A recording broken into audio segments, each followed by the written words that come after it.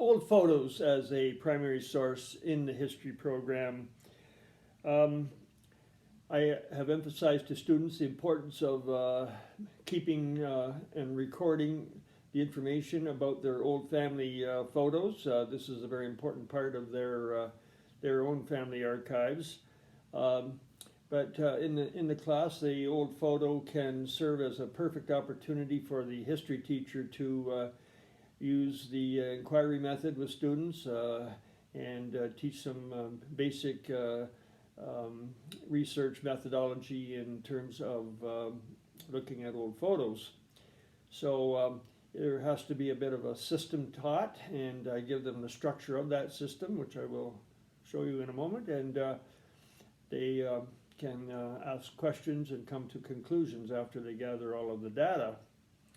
So I used to come in with my old photos in a suitcase and simply put the suitcase on my desk, and at the beginning of the class, this served as a hook for the beginning of the lesson. I would ask them what they thought was in my suitcase, and they'd say, "Oh, things you're going to use to go somewhere, to travel or whatever." And then eventually I would have them ask questions till they reached kind of a point where I led them towards knowing that my suitcase was full of old photographs. And that piqued their interest to get started on this whole exercise. So I would pass photos out to each student and have them look at it. And in a systematic way, I would first ask them to put a chart on there, a column, and two columns on their paper in front of them. And on the left side, on the top corner, I would say, put the word observations, and on the right side, historical assumptions or conclusions, and ask them then to take their photo and write down as much detail as they could, even the smallest amount of detail. One thing that helped them was to take a piece of paper folded, cut a little square out, and open it, and then use that as a grid system to look at each aspect of the photograph. So they would start off looking at the obvious and move to the less obvious, and then they were encouraged to think people, places, things, and values. So cataloging this information then allowed them to be observant and look at all of the things that were a part of that photograph. When this had been finished, then they would go over to the right side, and I asked them to make historical assumptions. Now, these were not hard, firm, provable things. They're assumptions, and that's what we do often in the history area. And so if on the left side they had a picture of a female very fancily dressed, maybe on the right side they could say, well, maybe this person was very well off. Or if there was a man in a photograph with his hair parted down the middle, maybe on the right side they might say they could say this was the style for men's hair at that particular time.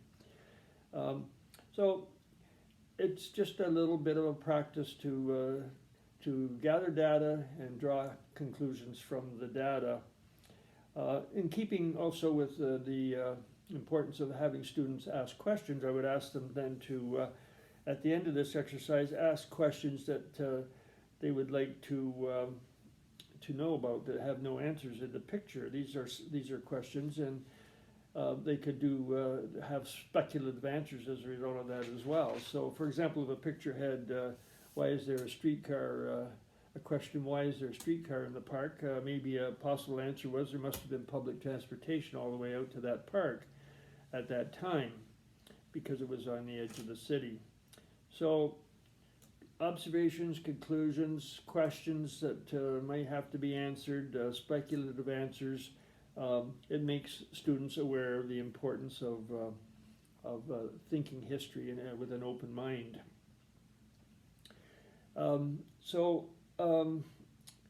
It's important to train your students to your history program, to have students think in terms of historical skill development, the inquiry method, and this kind of primary source does the job. So It's a creative challenge and one that students quite enjoy. So it's something that you might want to start doing, putting photographs aside if you're a history teacher. I think you can do it too with other subject areas, photographs that involve other aspects of various courses. So it's certainly not just a history course thing that you can use in this situation. So give it a try. It's a very successful way of having students be observant and have some fun at the same time. Next time we're going to look at two things related to the history program, artifacts and ephemera.